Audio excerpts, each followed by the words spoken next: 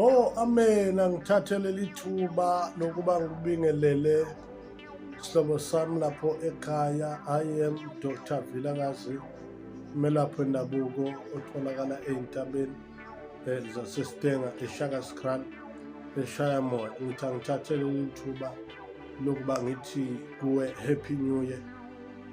Siyabonga ukuthi uNkulunkulu usigcinile kwaze kwaba lapha sakwazi ukuthi sibone unyaka omusha ka-2026. Ngithanda ukuthatha leli thuba lokuba ngedlulise lapha nasi isimemezelo esiphuthumayo ukuthi ngomhla ka-10 njengoba sikule nyanga kaJanuwari, ngomhla ka-10 sinomthandazo, ngomhla ka-9 sinomthandazo wokusa.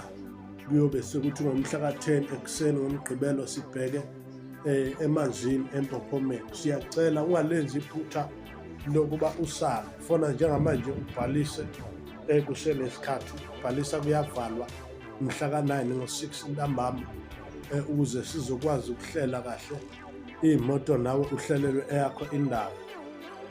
So kuhlelo kanje, lo mthandazo useShakaskraan eShayamoya kwaDokotela uVilakazi esigodlweni lapho sizobe sithandazela khona kuyoze kuse. Ngiyacela utshele umakhelwane, utshele usisi, utshele ubhuti, isihlobo sakho nje usitshele siyohlambulukela unyaka omusha.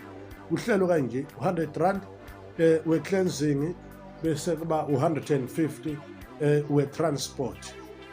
Ngiyacela ningalenzi iphutha, fona njengamanje ubhalise nawo amanamba eskrinini, nawo amanamba kwiposta.